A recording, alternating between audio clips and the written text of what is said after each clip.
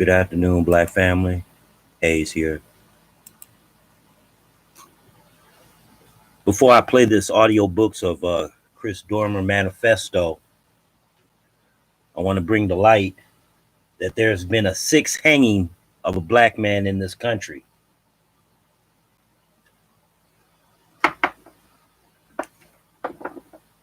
And the medical examiner and the police, this was in Oregon, have considered this yet another suicide. Now, Black family, we know what's up. Do we not? We do know what's up. So I thought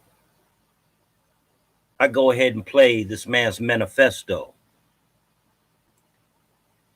Because a lot of people in my circle, they never heard it until I brought it to them. This man had the right idea. So let's go ahead and I'm going to play that for y'all. I'm not going to play the whole hour and 27 minutes of it. Or maybe I might.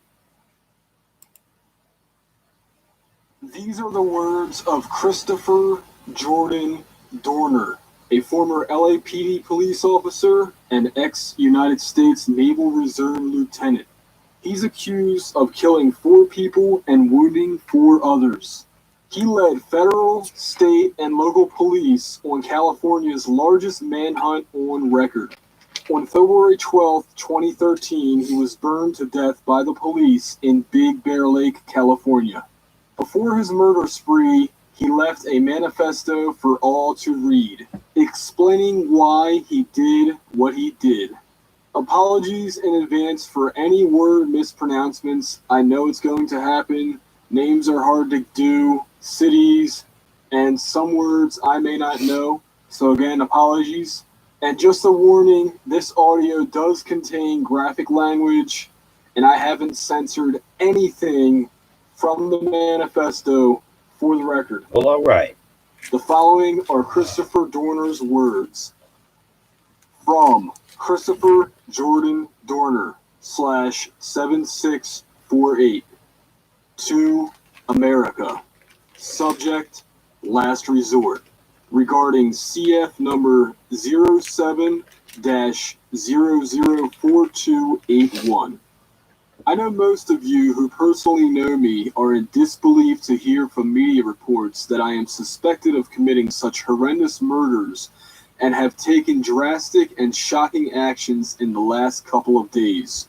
You are saying to yourself that this is completely out of character of the man you knew who always wore a smile wherever he was seen. I know I will be vilified by the LAPD and the media.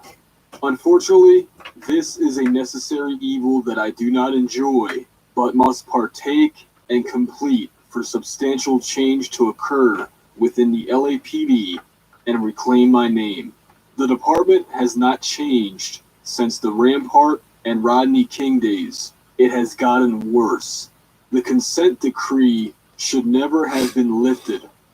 The only thing that has evolved from the consent decree is those officers involved in the Rampart scandal and Rodney King incidents have since promoted to supervisor, commanders, and command staff and executive positions. The question is, what would you do to clear your name? Name, a word or set of words by which a person, animal, place, or thing is known, addressed, or referred to.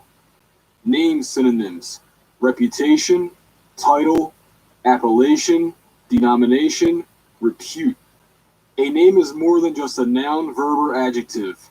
It's your life, your legacy, your journey, sacrifices, and everything you've worked hard for every day of your life as an adolescent, young adult, and adult. Don't let anybody tarnish it when you know you've lived up to your own set of ethics and personal ethos. In August 2007, I reported an officer, Officer Teresa Evans, now a sergeant, for kicking a suspect, excessive force, during a use of force while I was assigned as a patrol officer at LAPD's Harbor Division.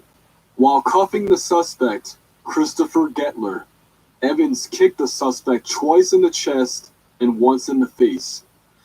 The kick to the face left a visible injury on the left cheek below the eye. Unfortunately, after reporting it to supervisors and investigated by PSB, Internal Affairs Investigator Detective Villanueva/Gallegos, nothing was done. I had broken their supposed blue line. Unfortunately, it's not just us, it's justice. In fact, 10 months later, on June 25th, 2008, after already successfully completing probation, acquiring a basic post certificate and intermediate post certificate, I was relieved of duty by the LAPD while assigned to patrol at Southwest Division.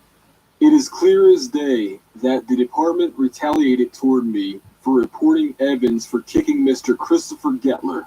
The department stated that I had lied and made up the report that Evans had kicked the suspect. I later went on to a Board of Rights department hearing for decision of continued employment from October 2008 to January 2009. During this BRO hearing, a video was played for the BRO panel where Christopher Gettler stated that he was indeed kicked by Officer Evans. Videos sent to multiple news agencies. In addition to Christopher Gettler stating he was kicked, his father Richard Gettler also stated that his son had stated he was kicked by an officer when he was arrested after being released from custody. This was all presented for the department at the BRO hearing. They still found me guilty and terminated me.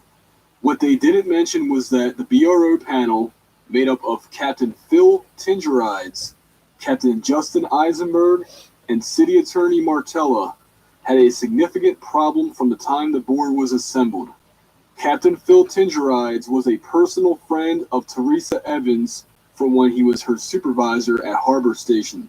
That is a clear conflict of interest, and I made my argument for this removal early and was denied. The advocate for the LAPD BRO was Sergeant Anderson.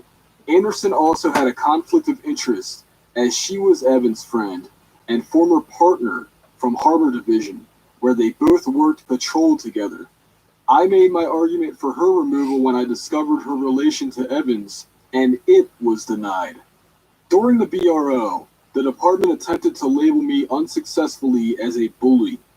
They stated that I had bullied a recruit, Abraham Sheffries, in the academy, when in reality an unfounded disposition from the official 1.28 formal complaint investigation found that I was the one who stood up for Abraham Sheffries when other recruits sang Nazi Hitler Youth songs about burning Jewish ghettos in World War II Germany, where his father was a survivor of a concentration camp. How fucking dare you attempt to label me with such a nasty, vile word? I ask that all earnest journalists investigating this story ask Officer Abraham Sheffries about the incident when Officer Berdios began singing a Nazi youth song about burning Jewish ghettos. The internal affairs investigation in the academy involving Sheffries was spurned by a complaint that I had initiated towards two fellow recruit officers. While on an assigned patrol footbeat in Hollywood Division, Officers Hormelio Barrios IV and Marlon Magana, both current LAPD officers, decided that they would voice their personal feelings about the black community. When traveling back to the station in a 12-passenger van, I heard Magana refer to another individual as a nigger. I wasn't sure if I heard correctly, as there were many conversations in the van that was compiled of at least 8 officers, and he was sitting in the very rear and me in the very front. Even with the multiple conversations and ambient noise, I heard Officer Magana call an individual a nigger again. Now that I had confirmed it, I told Magana not to use that word again. I explained that it was a well-known offensive word that should not be used by anyone. He replied, "I'll say it when I want." Officer Bordios, a friend of his, also stated that he would say nigger when he wanted. At that point, I jumped over my front passenger seat and two other officers, where I placed my hands around Bordeaux's neck and squeezed.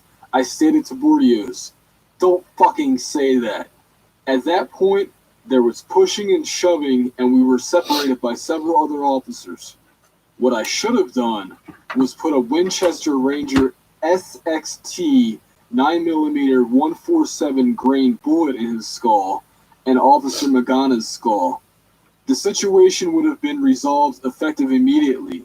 The sad thing about the incident was that when Detective Ty from Internal Affairs investigated this incident, only one officer, unknown, in the van other than myself had statements consistent with what actually happened. The other 6 officers, John Carey, Gary Parker, Jacob Wakes, Abraham Sheffries, and names I have forgotten, all stated they heard nothing and saw nothing. Shame on every one of you. Shame on Detective Ty, same ethnicity as Bordeaux, for creating a separate 1.28 formal complaint against me. Sheffries' complaint in retaliation for initiating the complaint against Bordeaux and Magana. Don't retaliate against honest officers for breaking your so-called blue line. I hope your son Ryan Ty, who I knew, is a better officer than you, Detective Ty. The saddest part of this ordeal was that Officer Bordeaux and Magana were only given 22-day suspensions and are still LAPD officers to this day. That day, the LAPD stated that it is acceptable for fellow officers to call black officers niggers to their face, and you will receive a slap on the wrist. Even sadder, during that 22-day suspension Bordeaux and Magana received, is that the Los Angeles Police Protective League paid the officers their salaries while they were suspended. When I took a 2-day suspension for an accidental discharge, I took my suspension and never applied for a league salary. It's called integrity. Journalist, I want you to investigate every location I resided in growing up. Find any incidents where I was ever accused of being a bully. You won't, because it doesn't exist. It's not in my DNA. Never was. I was the only black kid in each of my elementary school classes from 1st grade to 7th grade in junior high. And any instances where I was disciplined for fighting was in response to fellow students provoking common childhood schoolyard fights or calling me a nigger or other derogatory racial names. I grew up in neighborhoods where blacks make up less than 1% of the population. My first recollection of racism was in the 1st grade at Norwalk Christian Elementary School in Norwalk, California. A fellow student, Jim Armstrong, if I can recall, called me a nigger on the playground. My response was swift and non-lethal. I struck him fast and hard with a punch and kick. He cried and reported it to a teacher. The teacher reported it to the principal. The principal swatted Jim for using a derogatory word toward me. He then, for some unknown reason, swatted me for striking Jim in response to him calling me a nigger. He stated, as good Christians, we are to turn the other cheek as Jesus did. Problem is, I'm not a fucking Christian, and that old book, made of fiction and limited nonfiction, called the Bible, never once stated Jesus was called a nigger. How dare you swat me for standing up for my rights, for demanding that I be treated as an equal human being. That day I made a life decision that I will not tolerate racial derogatory terms spoken to me. Unfortunately, I was swatted multiple times for the same exact reason up until junior high. Terminating me for telling the truth of a Caucasian officer kicking a mentally ill man is disgusting. Don't ever call me a fucking bully. I want all journalists to utilize every source you have that specializes in collections for your reports. With the discovery and evidence available, you will see the truth. Unfortunately, I will not be alive to see my name cleared. That's what this is about. My name. A man is nothing without his name. Below is a list of locations where I resided from childhood to adulthood. Cerritos, California, Pico Rivera, California, La Palma, California, Thousand Oaks, California, Cedar City, Utah, Pensacola, Florida, Enid, Oklahoma, Yorba Linda, California, Las Vegas, Nevada. During the BRO, an officer named Sergeant Hernandez from Los Angeles Port Police testified on behalf of the LAPD. Hernandez stated for the BRO that he arrived at the location of the UOF shortly before I cuffed the suspect.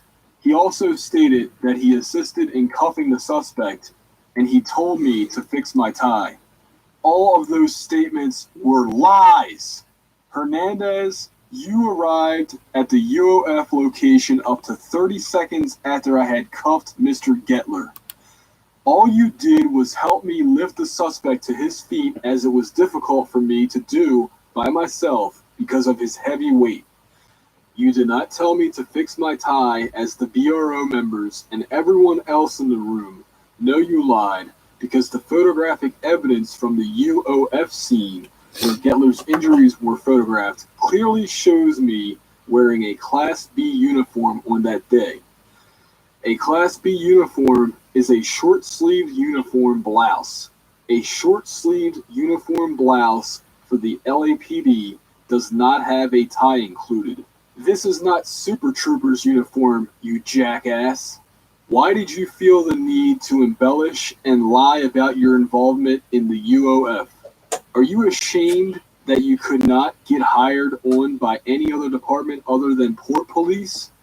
Do you have delusions of grandeur? What you did was perjury, exactly what Evans did when she stated she did not kick Christopher Gettler. What they failed to mention in the BRO was Teresa Evans' own use of force history during her career on the LAPD. She has admitted that she has a lengthy use of force record and has been flagged several times by risk management. She has a very well-known nickname, Chupacabra, which she was very proud to flaunt around the division. She found it very funny and entertaining to draw blood from suspects and arrestees. At one point, she even intentionally ripped the flesh off the arm of a woman we had arrested for battery, sprayed her neighbor with a garden hose. Knowing the woman had thin, elastic skin, she performed an Indian burn to the woman's arm after cuffing her. That woman was in her mid-70s, a mother and granddaughter, and was angry at her tenants who failed to pay rent on time. Something I can completely understand, and I am sure many have wanted to do towards tenants who do not pay their rent. Teresa Evans was also demoted from a senior lead officer rank position for performance issues.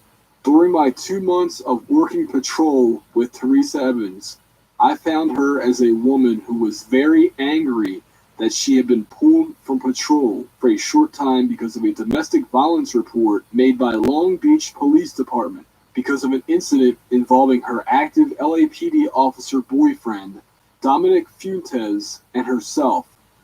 Dominic Fuentes is the same officer investigated for witness tampering. She also was visibly angry on a daily basis that she was going to have to file for bankruptcy because her ex-husband, a former LAPD officer and not Dominic Fuentes, who had left the department, state, and was nowhere to be found, left her with a tax bill and debt that she was unable to pay because of a lack of financial means. Evans, you are a piece of shit, and you lied right to the BOR panel when Randy Kwan asked you if you kicked Christopher Gettler. You destroyed my life and name because of your actions. Time is up. The time is now to confess to Chief Beck. I ask that all journalists investigating this story submit requests for FOIA with the LAPD to gain access to the BOR transcripts which occurred from October 2008 to February 2009. There, you will see that a video was played for the BOR members of Mr. Christopher Gettler, who suffers from schizophrenia and dementia, stating that he was kicked by a female officer. That video evidence supports my claim that Evans kicked him twice in the upper body and once in the face. I would like all journalists to also request copies of all reports that I had written while employed by LAPD, whether in the academy or during my 3 years as a police officer. There are DR numbers attached to each report, investigative report, that I have ever written, so they all exist. A FOIA request will most likely be needed to access these at Parker Center or at the personnel/records. Judge my writing/grammar skills for yourself. The department attempted to paint me as an officer who could not write reports. Even though Sergeant Joel Sedanma, a training officer who trained me, stated for the BRO panel that there was nothing wrong with my report writing and that I was better than all rookie probationary officers he has ever trained. Officer David Drew stated the same, but refused to testify as he did not want to, quote, get involved, unquote, with the BROs. Contact Sergeant Donald Deming, now a captain at Lompoc PD, Sergeant Thaddeus Falk, and Sergeant Ed Clark. All will state that my report writing was impeccable. I will tell you this, I always type my reports because I have messy handwriting/penmanship.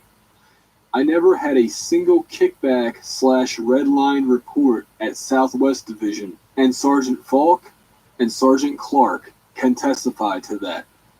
I never received an unsatisfactory on any day or week. The same can be said within the U.S. Naval Reserves. All commanders will state that my report writing was always clear, concise, and impeccable. Even search my AAR after action reports, CHITs, memorandums, IIRs, intelligence information reports, which were written in the Navy. All were pristine. I had worked patrol at LAPD's Harbor Division from February 2006 until July 2006, when I was involuntarily recalled back to active duty, U.S. Navy, for a 12-month mobilization/deployment to CENTCOM in support of OIF/OEF. I returned back to LAPD's Harbor Division on July 2007 and immediately returned to patrol. I worked at Harbor Division until November 2007, where I then transferred to Southwest Division. I worked at Southwest Division until June 25th, 2008, when I was relieved of duty. I have exhausted all available means at obtaining my name back. I have attempted all legal court efforts within appeals at the Superior Courts and California Appellate Courts. This is my last resort. The LAPD has suppressed the truth, and it has now led to deadly consequences. The LAPD's actions have cost me my law enforcement career that began on February 7th, 2005, and ended on January 2nd, 2009. They cost me my naval career, which started on April 2002 and ends on February 2013. I had top secret, sensitive, compartmentalized information clearance up until shortly after my termination with LAPD. Hold on. This is the highest clearance a service member can attain other than a Yankee White TS/SCI, which is only granted for those working with and around the President/Vice President of the United States. I lost my position as a commanding officer of a Naval Security Forces Reserve unit at NAS Fallon because of the LAPD. I've lost a relationship with my mother and sister because of the LAPD. I've lost a relationship with close friends because of the LAPD. In essence, I've lost everything because the LAPD took my name and knew I was innocent.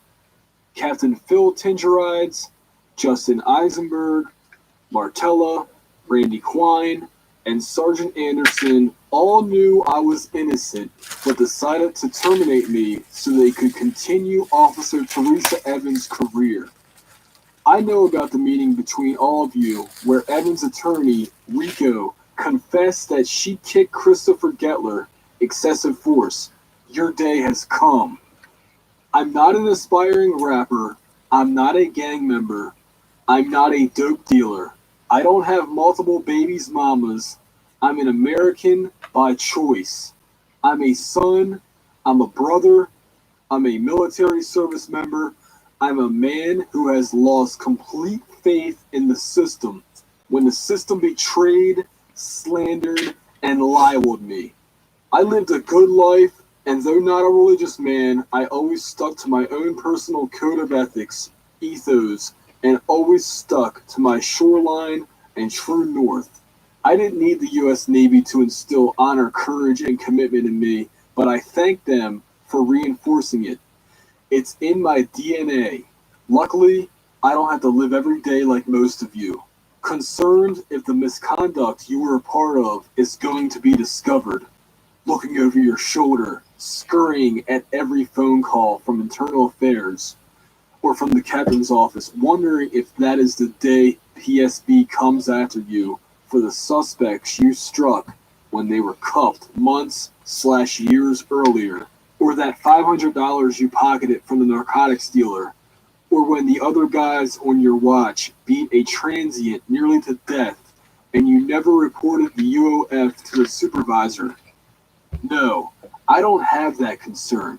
I stood up for what was right, but unfortunately have dealt with the repercussions of doing the right thing and now losing my name in everything I ever stood for. You fuckers knew Evans was guilty of kicking Gettler, and you did nothing but get rid of what you saw as the problem, the whistleblower. Gettler himself stated on videotape, provided for the BRO and in transcripts, he was kicked, and even his father stated that his son said he was kicked by Evans when he was released from custody. The video was played for the entire BOR to hear. Tingerides, Eisenberg, and Martella all heard it.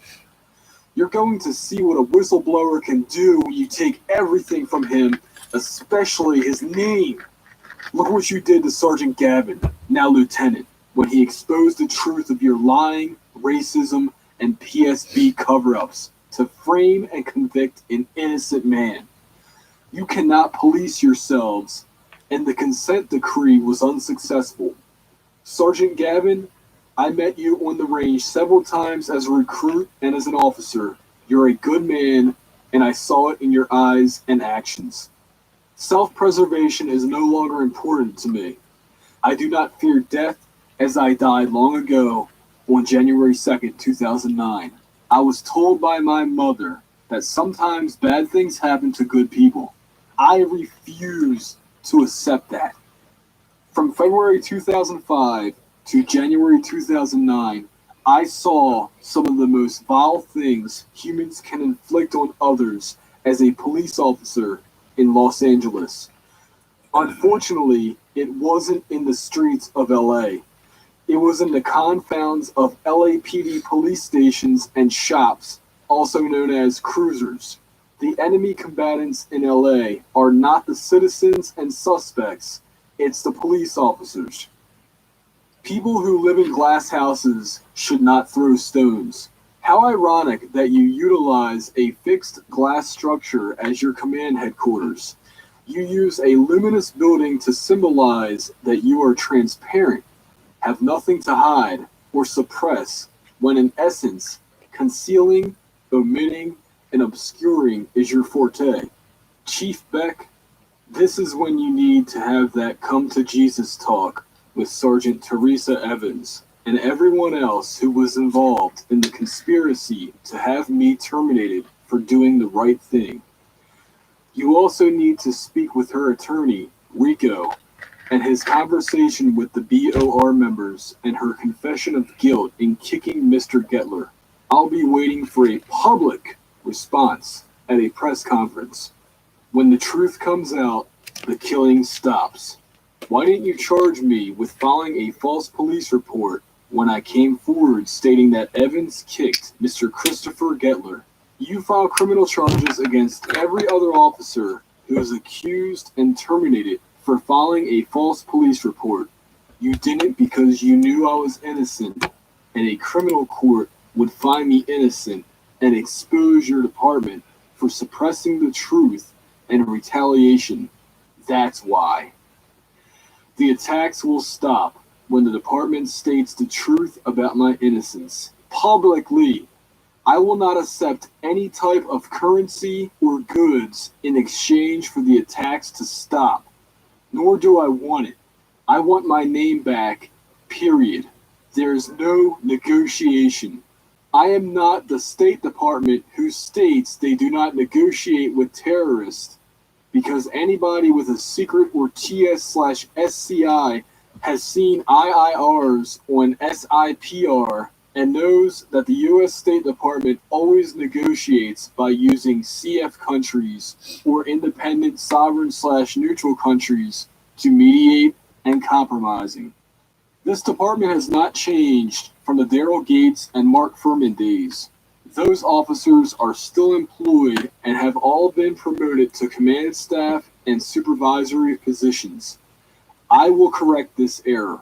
Are you aware that an officer, a rookie/probationary at the time, seen on the Rodney King videotape striking Mr. King multiple times with a baton on March 3rd, 1991, is still employed by the LAPD and is now a captain on the police department?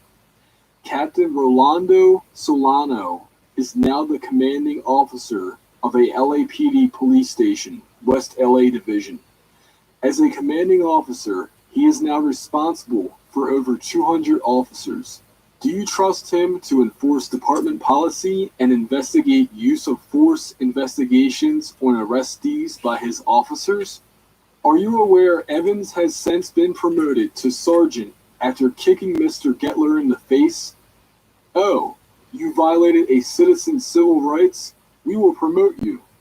Same as LAPD did with the officers from Metro involved in the May Day melee at MacArthur Park.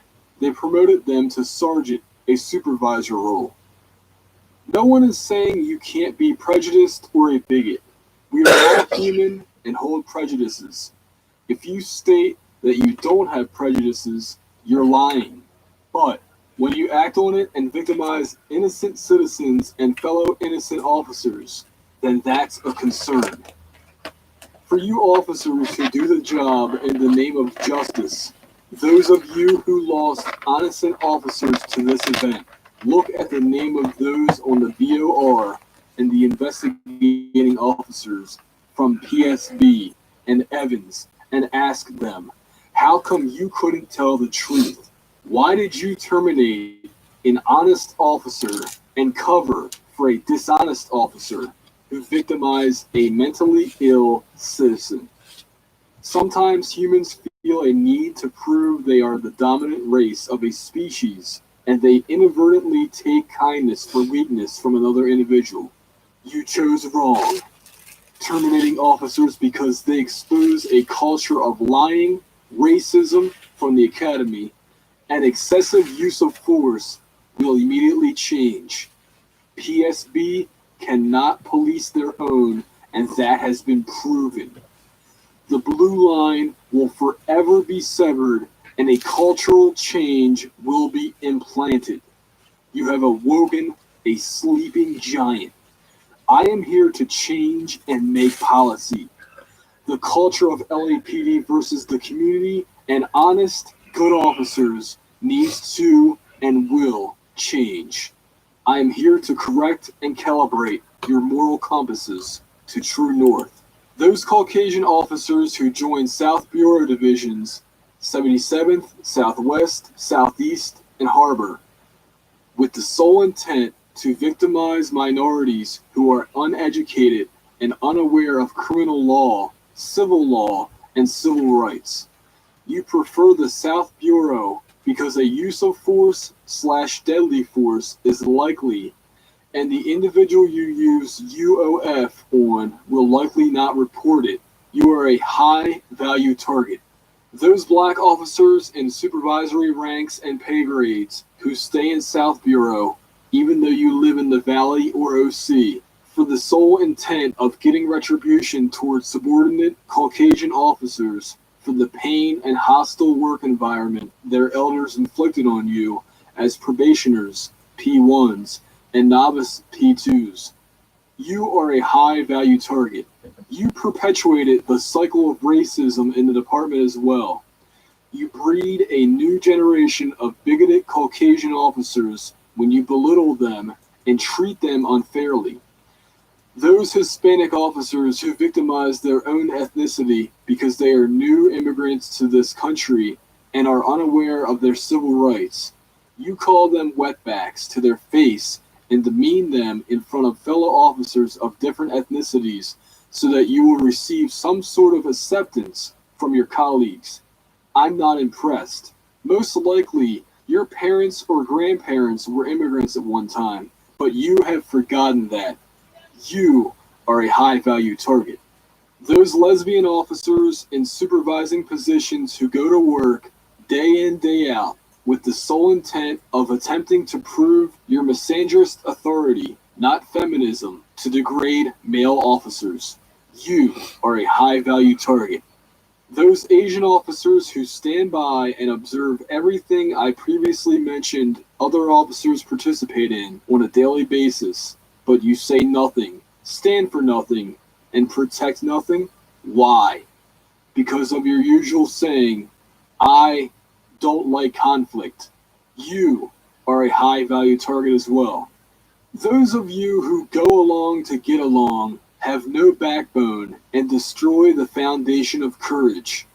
You are the enablers of those who are guilty of misconduct.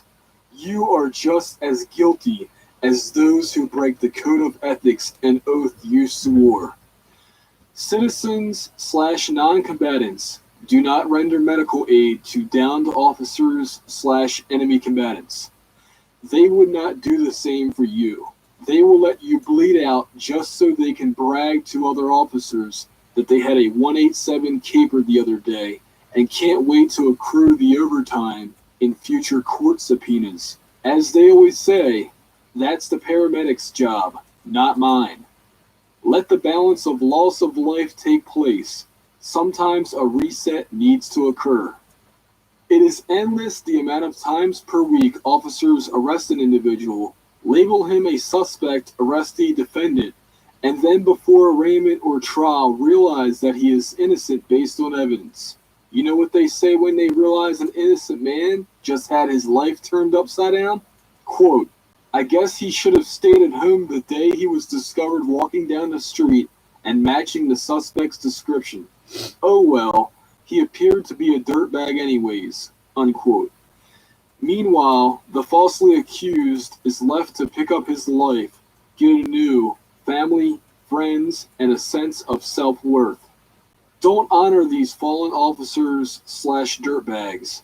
When your family members die, they just see you as extra overtime at a crime scene and at a perimeter. Why would you value their lives when they clearly don't value yours or your family members' lives? I've heard many officers who state they see dead victims as ATVs, wave runners, RVs, and new clothes for their kids. Why would you shed a tear for them when they in return crack a smile for your loss because of the impending extra money they will receive in their next paycheck for sitting at your loved one's crime scene of 6 hours because of the overtime they will accrue? They take photos of your loved ones' recently deceased bodies with their cell phones and play a game of who has the most graphic dead body of the night with officers from other divisions. This isn't just the 20-something-year-old officers. This is the 50-year-old officers with significant time on the job as well who participate. You allow an officer, Thania Sungrunyos, to attempt to hack into my credit union account and still remain on the job even when Detective Zalizi shows the evidence that the IP address provided by LAPFCU that attempted to hack into my account and change my username and password leads directly to her residence. You even allow this visibly disgusting-looking officer to stay on the job when she perjures in court, Clark County Family Court, to the judge's face, and denies hacking into my personal credit union online account when I attempted to get my restraint order extended. Detective Zolizzi provides the evidence, and you still do nothing.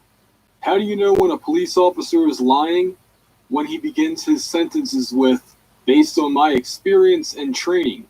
No one grows up and wants to be a cop killer. It was against everything I ever was. As a young police explorer, I found my calling in life.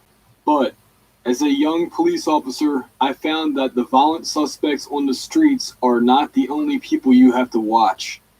It is the officer who was hired onto the department pre-2000, before polygraphs were standard for all new hires and a substantial vetting in a background investigation. To those children of the officers who are eradicated, your parent was not the individual you thought they were. As you get older, you will see the evidence that your parent was a tyrant who lost their ethos and instead followed the path of moral corruptness. They conspired to hide and suppress the truth of misconduct on others' behalfs. Your parent will have a name and plaque on the fallen officers' memorial in D.C., but in all honesty, your parent's name will be a reminder to other officers to maintain the oath they swore and to stay along the shoreline that has guided them from childhood to that of a local, state, or federal law enforcement officer. Braden, Beck, Hayes, Tingerides, Eisenberg, Martella, Kwan, Evans, Hernandez, Villanueva, Gallegos, and Anderson. Your lack of ethics and conspiring to wrong a just individual are over. Suppressing the truth will lead to deadly consequences for you and your family. There will be an element of surprise where you work, live, eat, and sleep. I will utilize ISR at your home, workplace, and all locations in between. I will utilize OSINT to discover your residences, spouses' workplaces, and children's schools. I am INT to coordinate and plan attacks on your fixed locations. It's amazing what's on NIPR. HUMINT will be utilized to collect personal schedules of targets. I never had the opportunity to have a family of my own. I'm terminating yours. Kwan, Anderson, Evans, and BOR members. Look your wives, husbands, and surviving children directly in the face and tell them the truth as to why your children are dead. Never allow a LAPPL union attorney to be a retired LAPD captain, Kwan. He doesn't work for you, your interest, or your name. He works for the department, period. His job is to protect the department from civil lawsuits being filed and their best interest, which is the almighty dollar. His loyalty is to the department, not his client. Even when he knowingly knows you're innocent, and the BOR also knows you're innocent after Christopher Gettler stated on videotape that he was kicked, and Evan's attorney confessed to the BOR off the record that she kicked Gettler. The tree of liberty must be refreshed from time to time with the blood of patriots and tyrants. Thomas Jefferson. This quote is not directed toward the U.S. government, which I fully support 100%. This is toward the LAPD, who cannot monitor itself. The consent decree should not have been lifted, ever. I know your techniques, tactics, and procedures. Any threat assessments you generate will be useless. This is simple. I know your TTPs and PPRs. I will mitigate any of your attempts at preservation. ORM is my friend. I will mitigate all risks, threats, and hazards. I assure you that incident command posts will be target-rich environments. KMA-367 license plate frames are great target indicators, and make target selection even easier. I will conduct DA operations to destroy, exploit, and seize designated targets. If unsuccessful or unable to meet objectives in these initial small-scale offensive actions, I will reassess my BDA and reattack until objectives are met. I have nothing to lose. My personal casualty means nothing.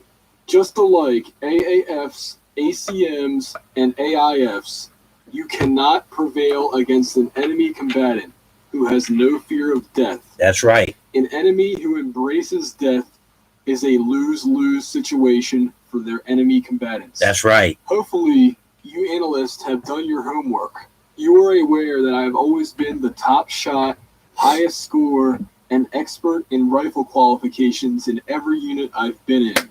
I will utilize every bit of small arms training, demolition, ordnance, and survival training I've been given. Jackpot. Do you know why we are unsuccessful in asymmetrical and guerrilla warfare in CENTCOM theater of operations? I'll tell you, it's not the inefficiency of our combatant commanders, planning, readiness, or training of troops. Much like the Vietnam War, ACM, AAF, foreign fighters, jihadists, and JAM have nothing to lose. They embrace death as it is a way of life. And we must I simply don't fear it. I am the walking exigent circumstance you created. The violence of action will be high. I am the reason TAC alert was established.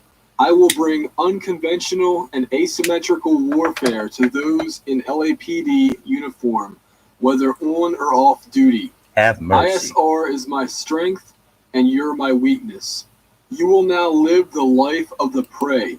Your RDs and homes away from home will be my AO and battle space. I will utilize every tool within INT collections that I learned from NMITC in Dam Neck. You have misjudged a sleeping giant. There is no conventional threat assessment for me. JAM, New Bath Party, 1920, Revision BGE, ACM, AAF, AQAP, AQIM, and AQIZ have nothing on me. Do not deploy airships or gunships. SA-7 manpads will be waiting. As you know, I also own Barrett 50 calibers, so your APC are defunct and futile. You better have all your officers radio phone muster code 1 on or off duty every hour on the hour. Do not attempt to shadow or conduct any type of ISR on me. I have the inventory listing of all UC vehicles at Piper Tech and the home addresses of any INT analyst at JRIC and detachment locations. My POA is always POI and always true.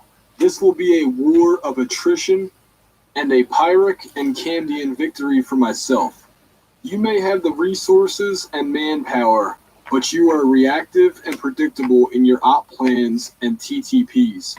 I have the strength and benefits of being unpredictable, unconventional, and unforgiving. Do not waste your time with briefs and tabletops. Whatever pre-planned responses you have established for a scenario like me, shelve it. Whatever contingency plan you have, shelve it. Whatever tertiary plan you've created, shelve it. I am a walking exigent circumstance with no off or reset button.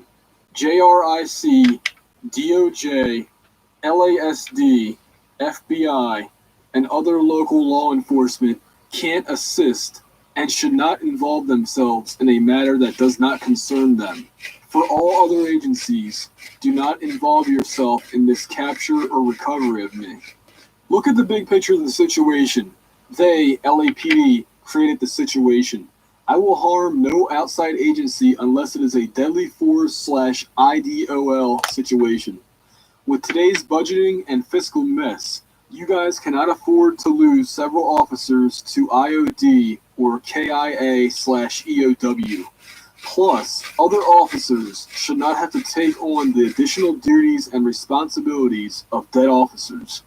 Think about their families outside agencies, chiefs, directors, and individual officers on patrol.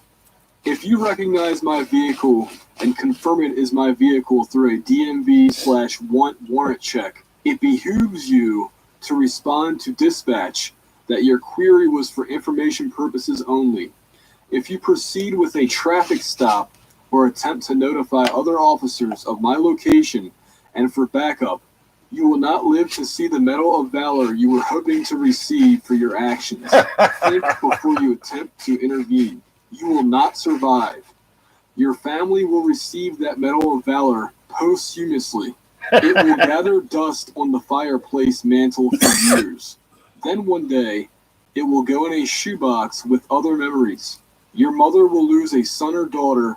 Your significant other will be left alone, but they will find someone else to fill your void in the future and make them just as happy.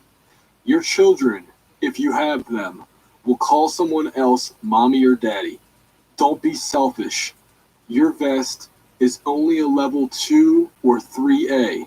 Think about it. No amount of IMINT, MASINT, and ELINT will assist you in capturing me. I am off the grid. You better use your feet, tongue, and every available DOD/non-DOD HUMINT agency contractor to find me. I know your route to and from home and your division. I know your significant other's routine, your children's best friends and recess. I know your Sanchez gym hours and routine. I assure you that the casualty rate will be high. Because of that, no one will remember your name.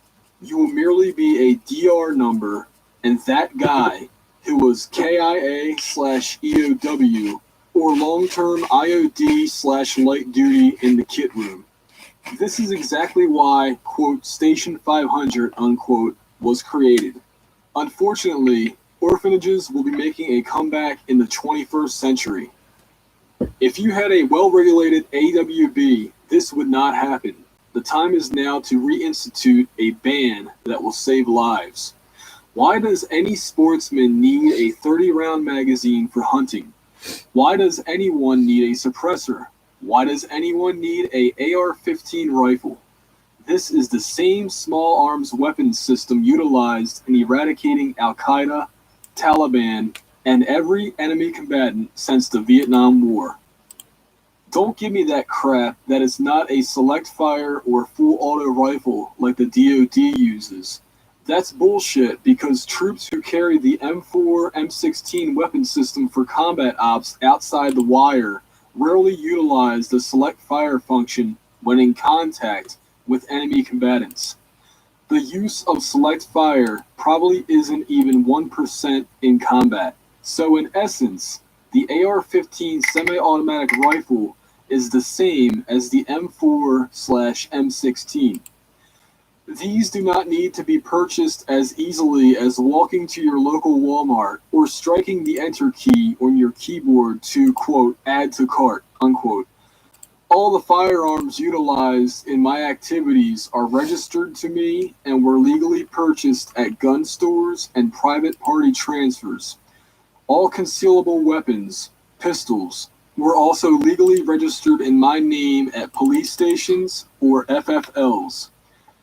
Unfortunately, are you aware that I obtained Class 3 weapons suppressors without a background check through NICS or DROS completely legally several times? I was able to use a trust account that I created on Quicken Willmaker and a $10 notary charge at a mailboxes, etc. to obtain them legally. Granted, I am not a felon nor have a DV misdemeanor conviction or active TRO against me on a NCIC file.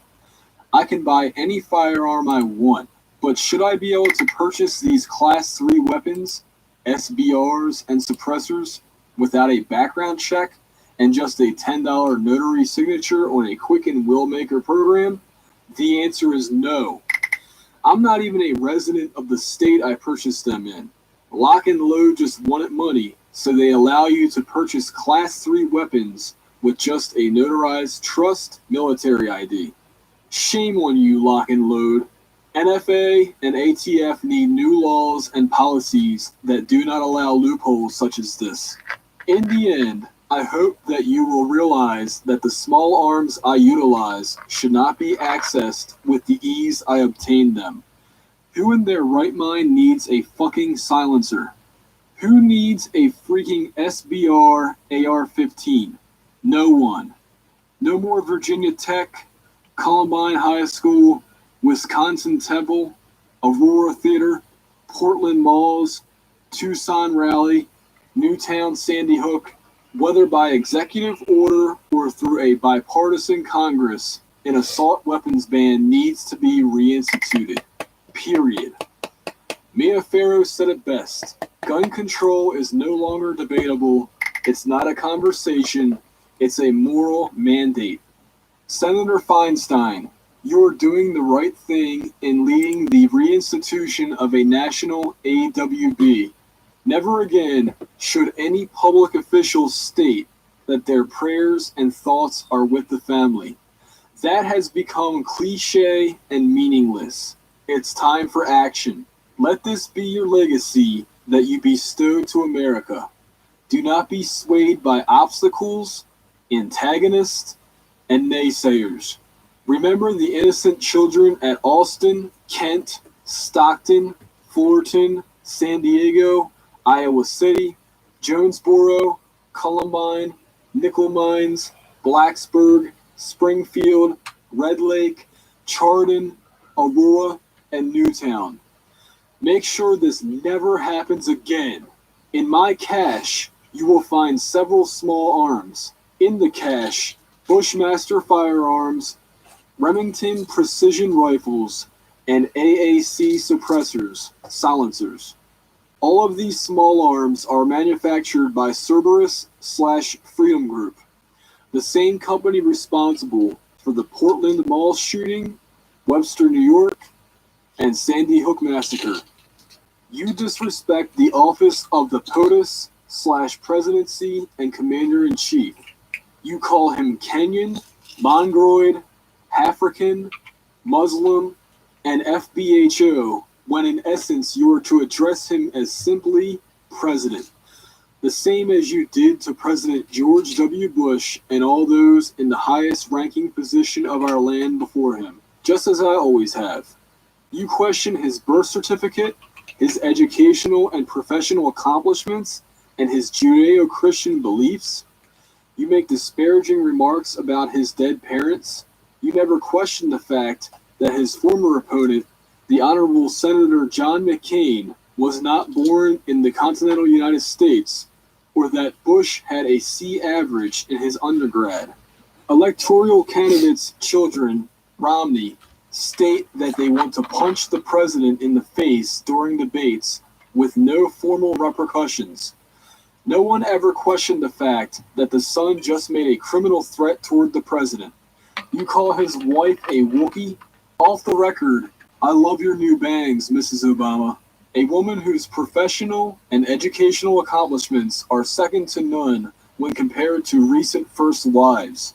You call his supporters, whether black, brown, yellow, or white, leeches, FSA, welfare recipients, and nigger lovers. You say this openly without any discretion. Before you start your argument that you believe I would vote for Obama because he has the same skin color as me, fuck you. I didn't vote in this last election as my choice of candidate, John Huntsman, didn't win the primary candidacy for his party. I didn't vote in this last election as my choice of president, John Huntsman, didn't win the primary candidacy for his party. Mr. President, I haven't agreed with all of your decisions, but of course I haven't agreed with all of your predecessors' decisions. I think you've done a hell of a job with what you have been dealt and how you have managed it. I shed a tear the night you were initially elected president in 2008. I never thought that day would occur. A black man elected president in the U.S. in my lifetime. I cracked a smile when you were re-elected in 2012 because I really didn't think you were going to pull that one off. Romney, stop being a sore loser. You could have exited graciously and still contributed significantly to public service. Not now. Mr. President, get back to work. Many want to see you fail, as they have stated so many times previously. Unfortunately, if you fail, the U.S. fails, but your opponents do not concern themselves about the big picture. Do not forget your commitment to transparency in your administration. Sometimes I believe your administration forgets that. America, you will realize today and tomorrow that this world is made up of all human beings who have the same general needs and wants in life for themselves, their kin, community, and state. That is the freedom to live and love. They may eat different foods, enjoy different music, have different dialects, or speak a second language, but in essence are no different from you and I. This is America. We are not a perfect sovereign country, as we have our own flaws, but we are the closest that will ever exist. Unfortunately, this is not the first time an authoritative figure has lied on me. Mr. Fried, Assistant Principal, Cypress High School. Remember when you lied to my mother and the police officer in your office about stating that you never stated to me in a private conversation that you know the theft suspect, Miranda, stole my watch? Let me refresh your memory. A physical education teacher's assistant, a student, stole the list of combination codes to people's lockers from the physical education teacher. That student then opened many of those lockers and stole students' personal property. My watch was taken in that multi-theft and I reported it to you. A week later, you discovered that the theft suspect was Paul Miranda, a student. You stated to me in private that you know for a fact he stole my property. When I attempted to retrieve my property from the suspect, campus security was called, and you lied and stated that you never stated to me that you, quote, know he stole my watch, unquote. You sat there and lied to their faces right in front of me. You said it with such a deliberate, stern face, I never forgot that, and was not surprised when 13 years later I was lied on again in the BOR by Teresa Evans. Maybe you can confess to your family, at the very least, in the privacy of your own home. After that, contact my mother and apologize for lying to her in 1996. If possible, I want my brain preserved for science and research to study the effects of severe depression on an individual's brain.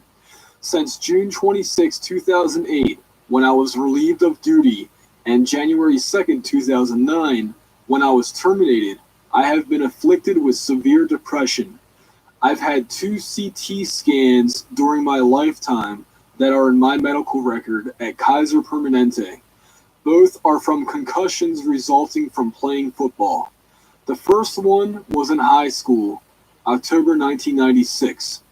The second was in college and occurred in October 1999.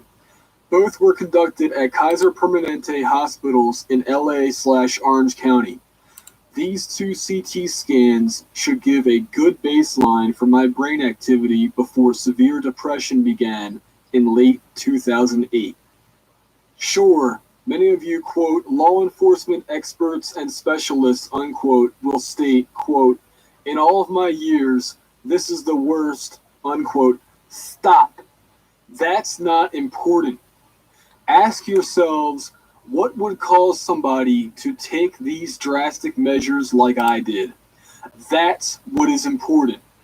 To my friends listed below, I wish we could have grown old together and spent more time together.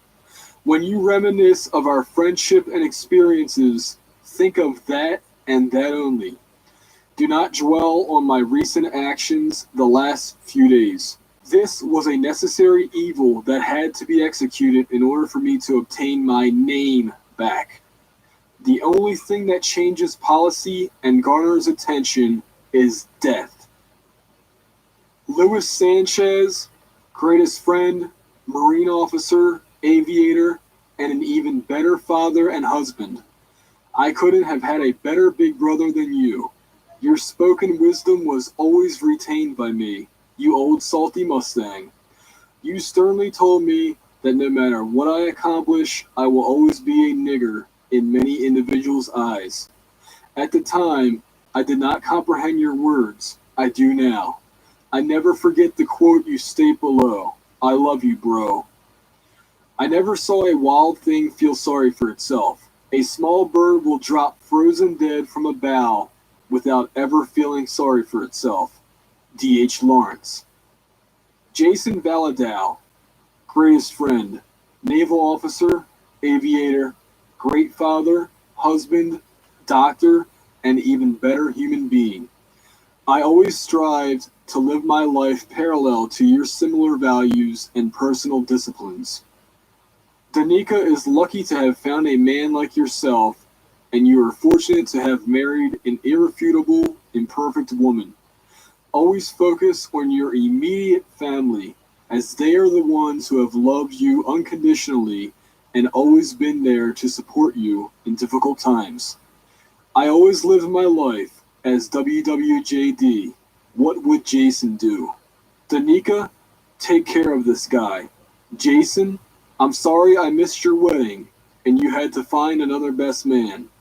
I'm sorry my predicament with the department stopped me from watching you and Danica get married and arguing with you about issues that were insignificant when I was really angry at the LAPD for what they did to me. I'm deeply sorry and I love you guys.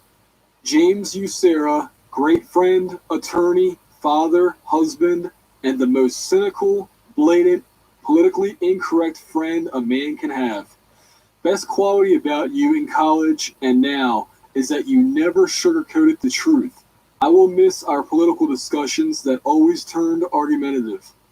Thanks for introducing me to outdoor sports like fishing, hunting, mudding, and also respect for the land and resources. Us city boys don't get out much like you Alaskans. You even introduced me to Pabst Blue Ribbon, a beer that when you're a poor college student is completely acceptable to get buzzed off of. I'm sorry I'll never get to go on that moose and bear hunt with you. I love you, bro. Kinta Smith, greatest friend, accountant, entrepreneur, and even better human being. You are probably the most well-balanced person I've ever met and the most driven for success. In college and after graduation, I was inspired by your personal drive. Never settle. When you make your first million, promise me you won't forget to enjoy it a bit. I know your first reaction will be to invest it somewhere else. Spend a little, just a little. I love you, bro. Jason Young, great friend, entrepreneur, husband, and father. You showed me the importance of fatherhood and friendship. Love you, bro. Susie Clark Cunningham, Cassandra Harrell, Melinda Yates, Cal Jackson, Ryan Smith, the Rebelados, the Banks, Ben Bynes, Jay Work, Bill O'Neill, Jeremy Fletcher, and Rob Harrison. You guys were all important and very special to me. Don't be angry with me. I missed some of your weddings and unfortunately some of your funerals. This was a necessary evil. Some say it was my fault that I was terminated. Yes, DDX, I remember you stating this to me in an angry fit. You said I should have kept my mouth shut about another officer's misconduct. Maybe you were right, but I'm not built like others. It's not in my DNA and my history has always shown that. When you view the video of the suspect stating he was kicked by Evans, maybe you will see that I was a decent person after all. I told the truth. It still hurt that you abandoned me in my time of need. I hope you're happy. That's all I ever wanted for you. Sergeant Leonard Perez, you meant well, but you should have known with your time on the job that the department would attempt to protect someone like Evans because of her time on the job, personal friendships, and ethnicity. I'm not angry with you, but you should have known as an internal affairs investigator. Sergeant Maggie Faust, LPPD, Officer John Thomas, LPPD, and Chief Eric Nunez, LPPD. Your guidance and mentoring as a young police explorer was second to none and invaluable as a young man, police officer, and naval officer. Sergeant Faust, you forewarned me long ago about joining LAPD as they were, quote, different, unquote, and operated differently from other modern law enforcement agencies. I now know it was your humbleness and respect for all who wear the badge and protect their communities that you didn't just express what you wanted to say, that they lack values and basic ethics as law enforcement officers. Chief Nunez, you're fucking awesome. Thanks for the long talks over the years when I was an explorer, college student, naval officer, and police officer. You are a great leader and carry your heart on your sleeve. Your son will be a great Air Force officer with the upbringing you provided. John, what can I say? You're just an awesome person, and my first exposure to what law enforcement was really about was on our ride-alongs. Your realistic approach and empathetic approach to treating all people as humans first is something I carried with me daily. Thank you, every one of you. Dr. Funahashi, thank you for the superb surgery you performed on my knee on July 1998 in Irvine, California. I never had the opportunity to thank you for allowing me to live a life free of knee joint pain. Thank you. CM1 Bizet, I learned more from you about leadership than most of my own commanders. You lived by a strict ethos of get it done and get it done right. I wanted to attend your retirement, I really did, but because of my predicament, I was unable to. Hope you and Richie are still together. I've always held you in high regard. Sergeant Major Kenneth Rockamore, USMC. Thank you for the intense instruction and mentorship and time spent forging me into a never-quit officer. You were challenging as a drill instructor. You made sure the vicious and intense personality I possess was discovered. One came along with On a lighter note, don't feel humbled you never broke me. I made it a personal goal to never give up years before. The Corps is lucky to have you at the front. Your leadership is essential and needed for all Marines, especially staff NCOs, and mentorship and advisement to company-grade officers. You're the epitome of a U.S. Marine, and never forget that. I thank my friends who also shared experiences. I thank the unnamed women I dated over my lifetime for the great and sometimes not so great sex. It's kind of sad I won't be around to view and enjoy the hangover program. What an awesome trilogy. Todd Phillips, I'm not mad at them. I'm not mad at them. After the third takes away the originality of its foundation. World War Z looks good, and The Walking Dead Season 3, second half, looked intriguing. Damn, gonna miss Shark Week. Mr. Vice President, do your due diligence when formulating a concise and permanent national AWB plan. It's not meant to be. It's not meant to be. Generations of Americans depend on your plan and advisement to the President. I've always been a fan of yours and consider you one of the few genuine and charismatic politicians. Damn, sounds like an oxymoron calling you an honest politician. It's the truth. Hillary Clinton, you'll make one hell of a president in 2016. Much like your husband, Bill, you will be one of the greatest. Look at Castro in San Antonio as a running mate or possible Secretary of State. He's good people, and I have faith and confidence in him. Look after Bill. He was always my favorite president. Chelsea grew up to be one hell of an attractive woman. No disrespect to her husband. Governor Chris Christie, what can I say? You're the only one person I would like to see in the White House in 2016 other than Hillary. You're America's no shit-taking uncle. Do one thing for your wife, kids, and supporters. Start walking at night and eat a little less. Not a lot less, just a little. We want to see you around for a long time. Your leadership is greatly needed. Wayne LaPierre, President of the NRA. You're a vile and inhumane piece of shit.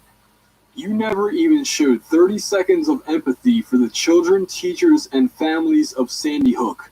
You deflected any type of blame or responsibility and directed it toward the influence of movies and the media. You are a failure of a human being. May all of your immediate and distant family die horrific deaths in front of you. Chris Matthews, Joe Scarborough, Pat Harvey, Brian Williams, Soledad O'Brien, Wolf Blitzer, Meredith Vieira, Tavis Smiley, and Anderson Cooper. Keep up the great work and follow Cronkite's lead. I hold many of you in the same regard as Tom Brokaw and the late Peter Jennings. Cooper, stop nagging and berating your guests. They're your guests. Mr. Scarborough, we met at McGuire's Pub in Pensacola in 2002 when I stationed there. It was an honor conversing with you about politics, family, and life. Willie Geist, you're a talented and charismatic journalist. Stop with all the talk show shenanigans and get back to your core of reporting. Your future is brighter than most. Revoke the citizenship of Fareed Zakaria and deport him.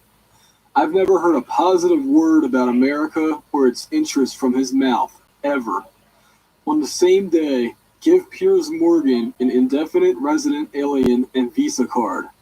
Mr. Morgan, the problem that many American gun owners have with you and your continuous discussion of gun control is that you are not an American citizen and have an accent that is distinct and clarifies that you are a foreigner. I want you to know that I agree with you 100% on enacting stricter firearm laws, but you must understand that your critics will always have in the back of their mind that you are native to a country that we won our sovereignty from while using firearms as a last resort in defense, and you come from a country that has no legal private ownership of firearms. That is disheartening to American gun owners, and rightfully so. The Honorable President George H.W. Bush, they never gave you enough credit for your successful presidency. You were always one of my favorite presidents, second favorite. I hope your health improves greatly. You are the epitome of an American and service to country. General Petraeus, you made a mistake that the majority of men make once, twice, or unfortunately, many times in a lifetime. You're human. You thought with your penis. It's okay. I personally believe you should have never resigned and told your critics to shove it. You only answer to two people regarding the affair, your wife and children, period. I hope you return to government service to your country as it is visibly in your DNA. General Colin Powell, your book, My American Journey, solidified my decision to join the military after college. I had always intended to serve, but your book and journey motivated me. You are an inspiration to all Americans and influence me greatly. To all senior enlisted advisors, you are just as important, if not a greater viability to large and small commands. It's time you take a more active role in leading your enlisted and advising officers. These are not your twilight years or time to relax.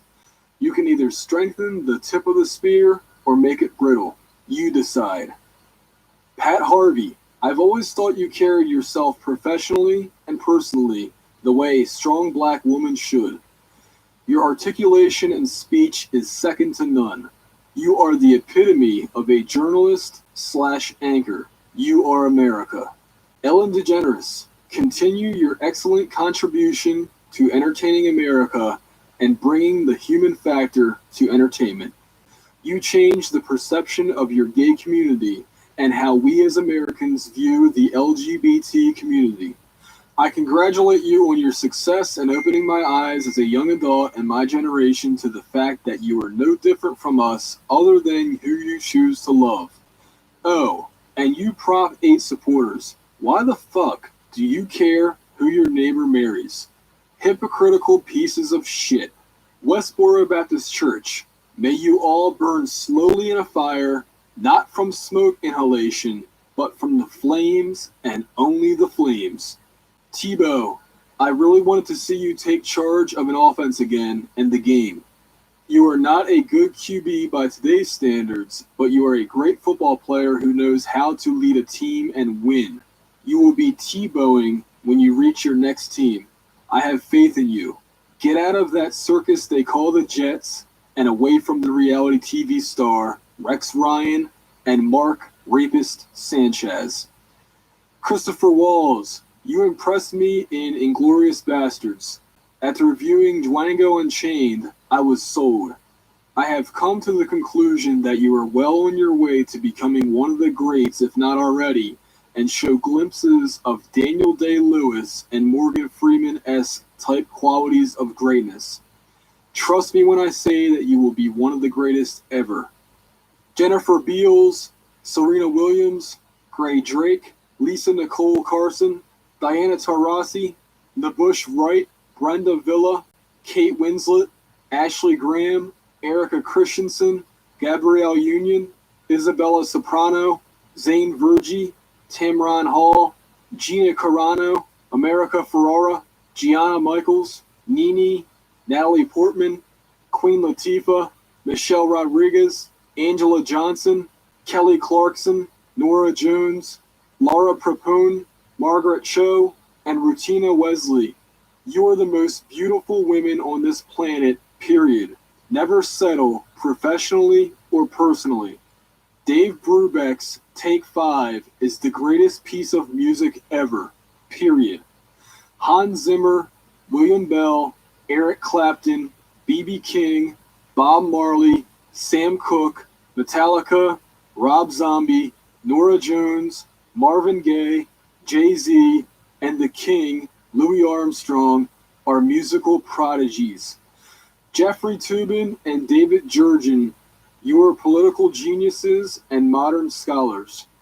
Hopefully Toobin is nominated for the Supreme Court and implements some damn common sense and reasoning instead of partisan bickering.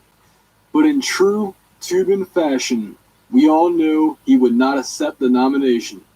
John and Ken from KFI, never mute your facts and personal opinions. You are one of the few media personalities who speak the truth, even when the truth is not popular. I will miss listening to your discussions. Bill Handel, you're effing awesome. For years I enjoyed your show. Anthony Bourdain, you're a modern Renaissance man who epitomizes the saying, too cool for school. Larry David, Kevin Hart, the late Patrice O'Neill, Lisa Lampanelli, Chris Rock, Jerry Seinfeld, Louis C.K., Dave Chappelle, Jon Stewart, Wanda Sykes, Dennis Miller, and Jeff Ross are pure geniuses. I'm a big fan of all of your work. As a child, my mom caught me watching Def Jam comedy at midnight when I should have been asleep.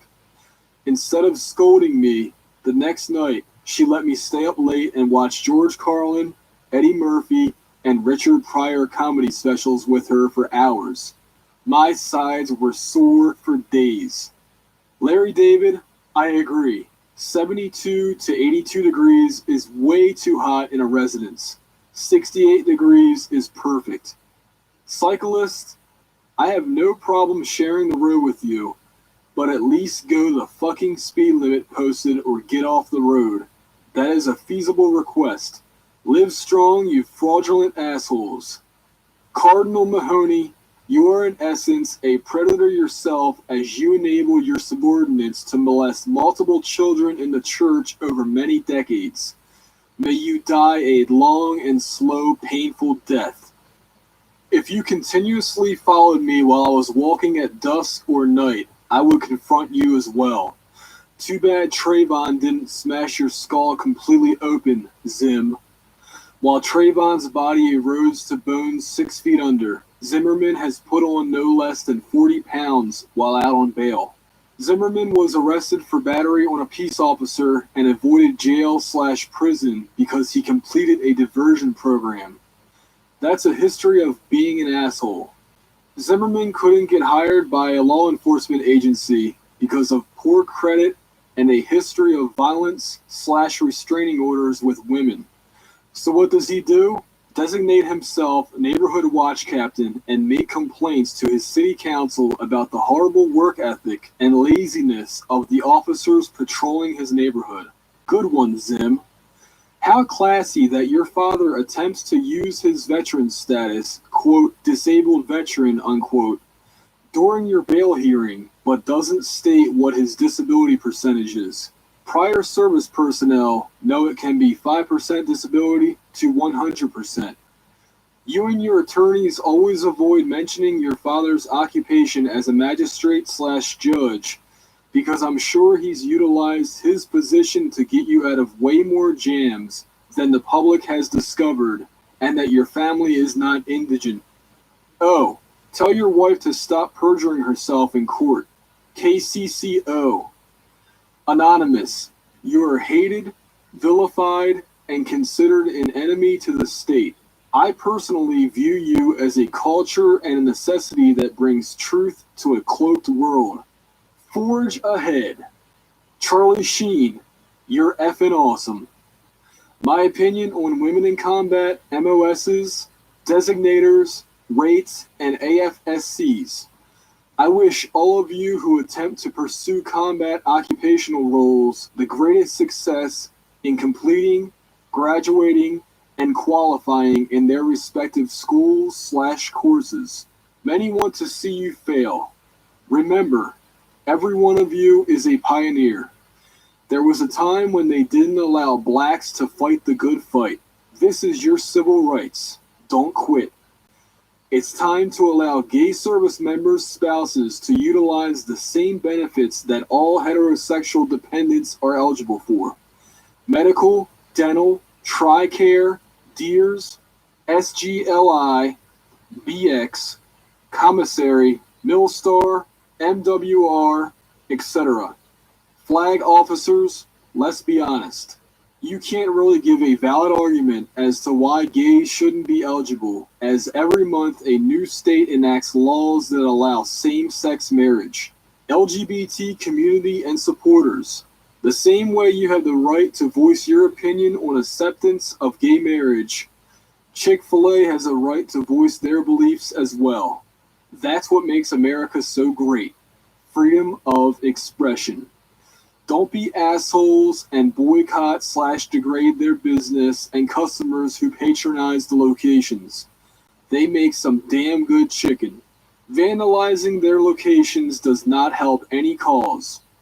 Mr. Bill Cosby, you are a reasonable and talented man who has spoken the truth of the cultural anomalies within the black communities that need to change now. The black community's resentment towards you is because they don't like hearing the truth or having their clear and evident dirty laundry aired to the nation. The problem is, the country is not blind nor dumb. They believe we are animals. Do not mute your unvarnished, truthful speech or moral compass. Blacks must strive for more in life than bling, hoes, and cars. The current culture is an epidemic that leaves them with no discernible future. They're suffocating and don't even know it. Martin Luther King Jr. would be mortified at what he worked so hard for in our acceptance as equal beings, and how unfortunately we stopped progressing and began digressing. Chicago's youth violence is a prime example of how our black community's values have declined. We cannot address this nation's intolerance issues until we address our own community's morality issues first. Accountability. We need to hold our... And then it cuts off. This concludes the letter to America from Christopher Jordan Dorner.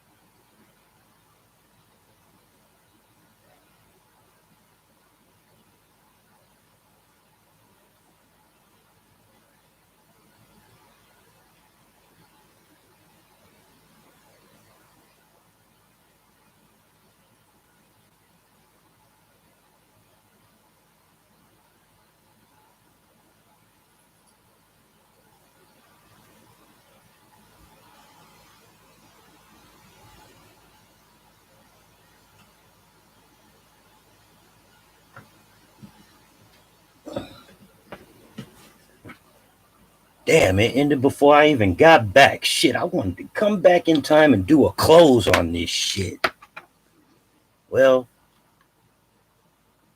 at least I got it recorded. So it is what it is.